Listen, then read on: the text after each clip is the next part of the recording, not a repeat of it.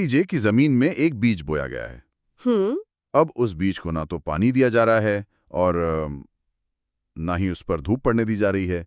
बस उसके सामने खड़े होकर कोई लगातार चिल्ला रहा है कि उग जाओ, जल्दी से पेड़ बन जाओ। हंसते हुए। मतलब ये तो बिल्कुल पागलपनी लग रहा है सुनने में। बिल्कुल। लेकिन अजीब बात यह है कि हमारी आज की जो स्रोत सामग्री है, द मैनिफेस्टेशन ब्लूप्रिंट, उसके अनुसार आज दुनिया भर में लाखों लोग मैनिफेस्टेशन के नाम पर ठीक ऐसा ही कर रहे हैं। हाँ, बिल्कुल सही कहा। मतलब ये लोग बिना कुछ किए सिर्फ ख्यालों में अपनी मनचाही जिंदगी के उगने का इंतजार कर रहे हैं। हम्म। तो आज की इस गहरी चर्चा में हम इसी विषय पर बात करेंगे। मेरा नाम खैर नाम तो छोड़ते हैं। मेरा मिशन आज ये है कि हम इस ब्लूप्रिंट के नोट्स का विस्तार से विश्लेषण करें। हाँ, और ये समझना बहुत जरूरी है कि जादुई सोच और अनुशासित काम के बीच की लकीर असल में कहाँ खिंचती है। सही बात है, क्योंकि एक बहुत ही सीधा सा सवाल दिमाग में आता है कि अगर मैनिफेस्टेशन इतना ही आसान है ना, अगर सिर्फ सोचने भर से सब कुछ मिल जाता, तो आज हर इंसान अपनी सपनों की जिंदगी क्यों नहीं जी रहा है? मतलब हर कोई महल में क्यों नहीं रह रहा है? तो अगर इस सवाल को हम स्रोत सामग्री के नजरिए से देखें तो इसका जवाब सीधा हमारे इंसानी मनोविज्ञान में छिपा है। अच्छा, वो कैसे? देखो, लोगों को मैनिफेस्टेशन का ये जो जादुई रूप है ना, वो इसलिए इतना पसंद आता है क्योंकि इसमें इंसान को खुद कुछ मेहनत नहीं करनी पड़ती। हाँ, ये तो है। ये पूरी तरह से अपनी जिम्मेदारी से बचने का एक बहुत ही शानदार तरीका बन गया है। हमारा जो दिमाग है वो प्राकृतिक रूप से ऊर्जा बचाने के लिए डिजाइन किया गया है। मतलब आलस करने के लिए? एक तरह से हाँ। जब कोई आपसे कहता है कि केवल सकारात्मक सोचने से या सिर्फ विजुअलाइजेशन करने से आपको सफलता मिल जाएगी, तो दिमाग इसे तुरंत स्वीकार कर लेता है। क्योंकि इसमें कोई पसीना नहीं बहाना पड़ रहा है। बिल्कुल, कोई मेहनत नहीं है, बस बैठो और सोचो। तो इसका मतलब ये हुआ कि ये बस एक तरह का शॉर्टकट है जो असल में कहीं नहीं जाता। बिल्कुल। मुझे तो ऐसा लगता है कि लोग मैनिफेस्टेशन के नाम पर सिर्फ अपनी इच्छाओं की एक शॉपिंग लिस्ट बना रहे हैं और आराम से सोफे पर बैठकर उम्मीद कर रहे हैं कि सारा सामान अपने आप उनके दरवाजे पर डिलीवर हो जाएगा। हाँ, लोगों ने ब्रह्मांड को एक कॉस्मिक रेस्टोरेंट समझ लिया है जहाँ बस अपना ऑर्डर प्लेस करना है। सही कहा। और ये जो ब्रह्मांडीय रेस्टोरेंट वाली सोच है ना, यही सबसे बड़ा भ्रम है। द मैनिफेस्टेशन ब्लूप्रिंट यहाँ एक बहुत ही कड़वी सच्चाई सामने रखता है। वो क्या? वो ये कि सिर्फ सोचने से भौतिक वास्तविकता नहीं बदलती। अगर हम इसे थोड़ा तार्किक रूप से सोचें तो बिना किसी कर्म के कोई भी विचार केवल एक कोरी कल्पना है। स्रोत में एक बहुत ही मजेदार बात कही गई है इस पर। क्या बात है वो? उसमें लिखा है कि अगर सिर्फ सोचने से चीजें हकीकत में बदल जाती तो दुनिया का हर ओवरथिंकर आज अरबपति होता। अरे वाह, ये तो बहुत ही तगड़ा तर्क है ना? क्योंकि एक ओवरथिंकर तो दिन रात ख्यालों का ही महल बनाता रहता है। वो तो हर संभावित परिदृश्य की कल्पना कर लेता है। बिल्कुल। अगर ख्यालों में सच में इतनी ही ताकत होती तो सबसे ज्यादा चिंता करने वाले लोग दुनिया के सबसे सफल इंसान होते। एकदम सही बात है। इसका सीधा सा मतलब है कि जो आज की प्रचलित धारणा है कि बस विश्वास करो और ये हो जाएगा, वो जमीनी स्तर पर पूरी तरह खोखली है।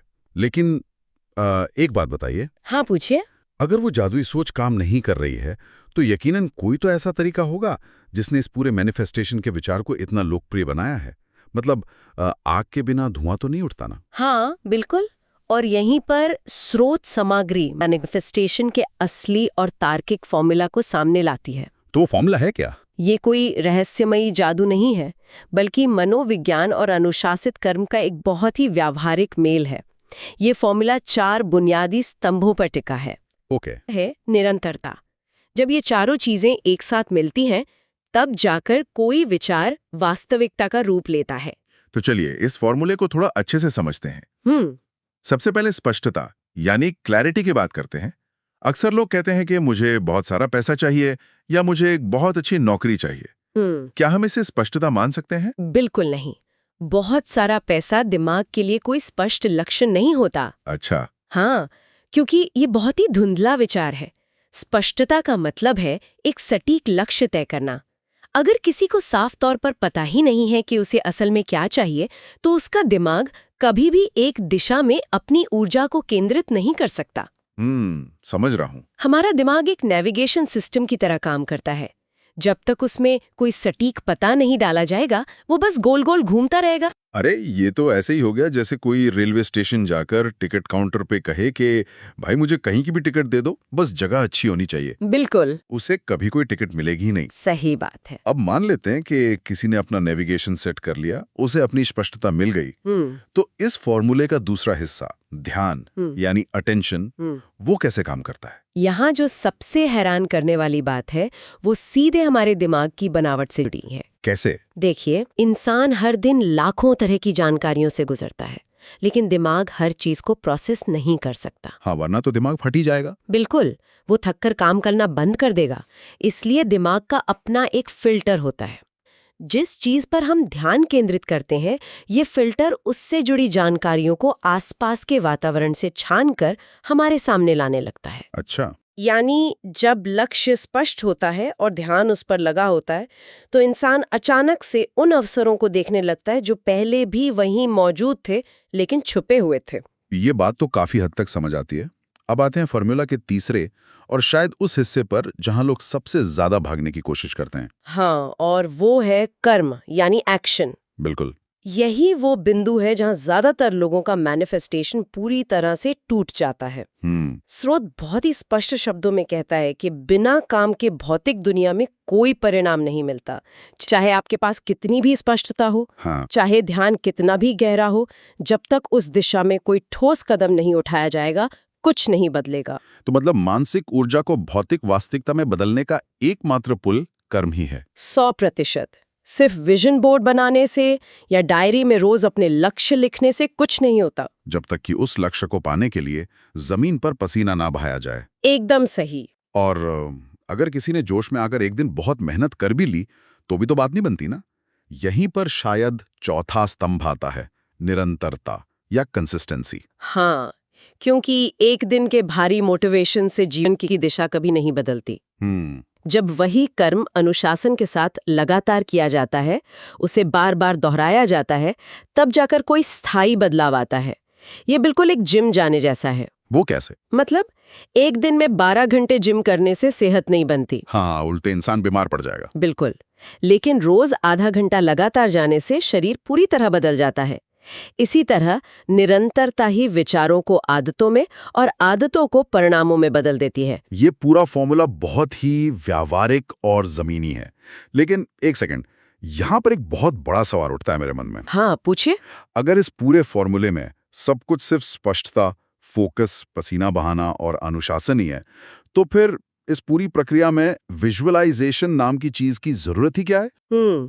बहुत ही बढ़िया सवाल है ये। क्योंकि अगर सब कुछ मेहनत से ही मिलना है, तो कोई आंखें बंद करके अपने लक्ष्य को पाने का ख्याली पुलाव क्यों पकाए? हाँ, क्या ये विजुअलाइजेशन सिर्फ खुद को अच्छा महसूस कराने की या बस मन बहलाने की कोई मनोवैज्ञानिक चाल है? मैं कहूंगी कि ये सवाल इस पूरी चर्चा का सबसे अहम मोड़ है, और यहीं पर बात सच में बहुत दिलचस्प हो जाती है। अच्छा। हाँ, क्योंकि स्रोत सामग्री ये समझाती है कि विजुअलाइजेशन में एक बहुत ही ठोस वैज्ञानिक ताकत है, लेकिन वो ताकत उस कारण से नहीं है जो अक्सर लोगों को बताई जाती है। तो फिर असली कारण क्या है? ये इसलिए काम नहीं करता क्योंकि इंसान के विचार ब्रह्मांड में कोई जादुई तरंग भेज रहे हैं और फिर ब्रह्मांड वो चीज पार्सल करके भेज रहा है।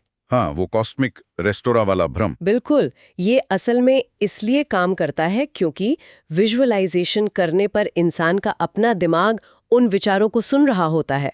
रुकिए एक मिनट। तो ये कहा जा रहा है कि विजुअलाइजेशन ब्रह्मांड से बात करने का नहीं, बल्कि खुद के दिमाग की प्रोग्रामिंग बदलने का एक तरीका है। बिल्कुल सही पकड़े आप। जब किसी चीज की बार बार पूरी भावना के साथ कल्पना की जाती है, तो दिमाग के उस फिल्टर की सेटिंग बदल जाती है जिसकी हमने अभी थोड़ी देर पहले बात की थी। वो फिल्टर जो जानकारी को छानता है। हाँ, जब कोई बार बार अपने लक्ष्य को विजुअलाइज करता है, तो वो असल में अपने दिमाग को ये बता रहा होता है कि देखो, ये जानकारी मेरे लिए सबसे महत्वपूर्ण है। अच्छा। इसके बाद वो इंसान अनजाने में ही रोजमर्रा में ऐसे छोटे छोटे फैसले लेने लगता है जो उसे उस लक्ष्य की ओर ले जाते हैं। ये कोई जादू नहीं है, बल्कि पूरी तरह से न्यूरोलॉजी है। यहाँ मुझे एक बहुत ही आम जीवन का उदाहरण याद आ रहा है। हाँ, बताइए। जो इस दिमाग के फिल्टर वाली बात को पूरी तरह से साफ कर देगा। ये तो बिल्कुल किसी खास रंग की कार खरीदने का मन बनाने जैसा है। इसे थोड़ा और विस्तार से देखते हैं, क्योंकि ये एक बहुत ही सटीक उदाहरण है। हाँ हाँ। तो जब किसी के दिमाग में ये बात तय हो जाती है कि उसे एक खास कंपनी की, मान लीजिए लाल रंग की कार खरीदनी है, तो अचानक से सड़क पर, पार्किंग में, हाईवे पर हर जगह उसे वही लाल कार दिखने लगती है। बिल्कुल। ऐसा लगता है जैसे रातों रात पूरे शहर ने वही कार खरीद ली हो। लेकिन अगर तार्किक रूप से सोचें तो कारें अचानक बढ़ थोड़ी ना गईं। हाँ, वो लाल कारें तो पहले भी सड़क पर उतनी ही थी। बस पहले दिमाग के लिए वो रंग कोई मायने नहीं रखता था, इसलिए उसने उसे फिल्टर कर दिया था। लेकिन जैसे ही वो लाल कार एक लक्ष्य बनी, दिमाग ने हर जगह उसे नोटिस करना शुरू कर दिया। और यही विजुअलाइजेशन का असली विज्ञान है।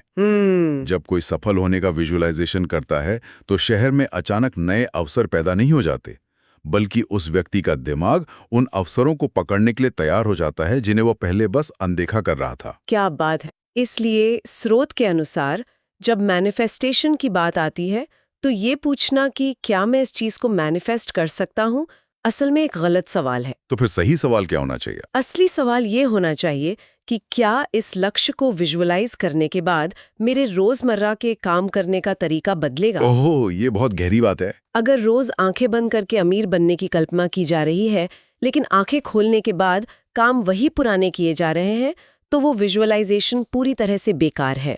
विजुअलाइजेशन केवल एक दिशा देने वाला टूल है, ये अपने आप में कोई अंतिम परिणाम नहीं है। ये समझना सच में बहुत बड़ी बात है कि हमारा दिमाग कैसे काम करता है। लेकिन अब समय है इस टूल को असल जिंदगी की कठोर सच्चाइयों की कसौटी पर कसने का। बिल्कुल। क्योंकि अभी तक तो सब कुछ दिमाग, फोकस और अवसरों को पकड़ने के अर्ध-गिर्द ही घूम रहा है।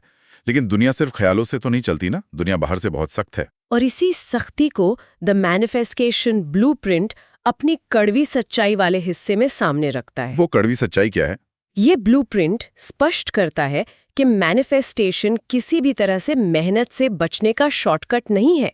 लोग अक्सर सोचते हैं कि वे बैठे बैठे कुछ भी पालेंगे, लेकिन कोई भी व्यक्ति अभ्यास के बिना किसी भी कौशल को मैनिफेस्ट कर ही नहीं सकता। इसका मतलब है कि अगर किसी को गिटार बजाना सीखना है तो वो बस एक कमरे में बैठकर खुद को एक महान रॉक स्टार के रूप में विजुअलाइज नहीं कर सकता। बिल्कुल नहीं। उसे सच में गिटार उठाना होगा और अपनी उंगलियों में वो दर्द सहना ही होगा। बिल्कुल। और यही नियम पैसे और सफलता पर भी लागू होता है। कोई भी व्यक्ति दुनिया में कोई मूल्य या वैल्यू जोड़े बिना सिर्फ पैसा मैनिफेस्ट नहीं कर सकता। पैसा हमेशा किसी दी गई सर्विस या प्रोडक्ट का ही परिणाम होता है। सही बात है। और सबसे बड़ी बात जो स्रोत बताता है वो ये है कि असफलता के बिना सफलता को मैनिफेस्ट नहीं किया जा सकता। क्योंकि रास्ते में रुकावटें तो आएंगी ही। हाँ, गलतियां भी होंगी। मैनिफेस्टेशन इन रुकावटों को खत्म करने की कोई जादू की छड़ी नहीं है, बल्कि ये उन रुकावटों से पार पाने का मानसिक धैर्य देता है। तो अगर ये कोई जादू की छड़ी नहीं है और अंत में सब कुछ कर्म और संघर्ष पर ही आना है, तो इसे इस्तेमाल करने का सबसे बेहतर तरीका क्या है? देखिए, मतलब जो लोग इसे सच में अपनी रोजमर्रा की जिंदगी में लागू करना चाहते हैं, उनके लिए ब्लूप्रिंट क्या व्यवहारिक सलाह देता है? स्रोत इसके लिए एक बहुत ही गहरी और व्यावहारिक सोच अपनाने की सलाह देता है।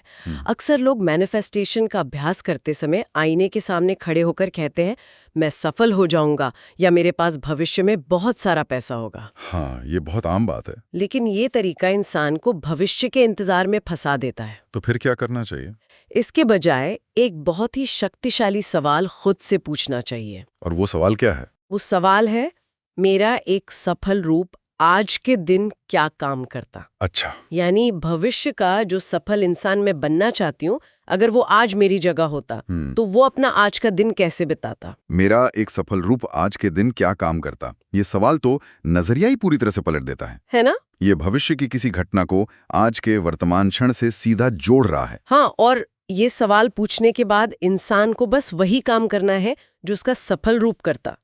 अगर कोई सफल लेखक बनना चाहता है तो उसका सफल रूप दिन में कई घंटे लिखता, तो उसे आज से ही रोज लिखना शुरू करना होगा। सही बात है। ये ब्रह्मांड से चीजें मांगने या भीख मांगने के बारे में बिल्कुल नहीं है।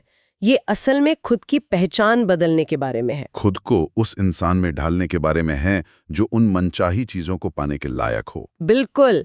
जब इंसान हर दिन अपने उस सफल रूप की तरह फैसले लेने लगता है तो सफलता किसी जादू से नहीं आती, बल्कि एक स्वाभाविक परिणाम के रूप में सामने आती है। ये नजरिया इस पूरी प्रक्रिया को ख्यालों की दुनिया से निकालकर जमीन पर ला खड़ा करता है। हाँ। ये पूरी जिम्मेदारी वापस इंसान के अपने कंधों पर डाल देता है। ये किसी बाहरी शक्ति या किसी चमत्कार का इंतजार खत्म करके आज के अभी के छोटे छोटे फैसलों पर नियंत्रण रखने की बात करता है। और यही इस पूरी चर्चा का सबसे अहम बिंदु है। मैनिफेस्टेशन का असली अर्थ कुछ पाने की कोशिश करना नहीं है, बल्कि वो व्यक्ति बनने की कोशिश करना है जिसके लिए वो चीजें एक स्वाभाविक हिस्सा हों। तो अगर हम इस स्रोत सामग्री से मिले ज्ञान को समेटें तो सबसे महत्वपूर्ण संदेश यही है कि अगली बार जब भी कोई बहुत ही आत्मविश्वास के साथ कहे कि मैं ये नई नौकरियां या नई कार मैनिफेस्ट कर रहा हूं, तो उसे एक पल के लिए रुककर खुद से ये सवाल जरूर पूछना चाहिए कि क्या मैं इसके लिए असल में काम भी कर रहा हूं। बिल्कुल। क्योंकि अगर उस मैनिफेस्टेशन के पीछे कोई ठोस काम, कोई पसीना, कोई अनुशासित एक्शन नहीं है, तो वो मैनिफेस्टेशन बिल्कुल नहीं है, वो सिर्फ एक खोखली इच्छा है। हाँ, एक ऐसा बीज है जिसे कभी पानी नहीं दिया गया है। ये एक बहुत ही सटीक निष्कर्ष है। विचार, कल्पना और विश्वास बहुत शक्तिशाली उपकरण हैं, इसमें कोई शक नहीं है। लेकिन वे कर्म नाम के इंजन के बिना एक ऐसी गाड़ी की तरह है जिसमें कोई ईंधन ही नहीं है। सही कहा। इस गहरी चर्चा ने मैनिफेस्टेशन के चमकीले कवर को हटाकर उसके पीछे की असली मेहनत को बहुत अच्छे से समझाया है।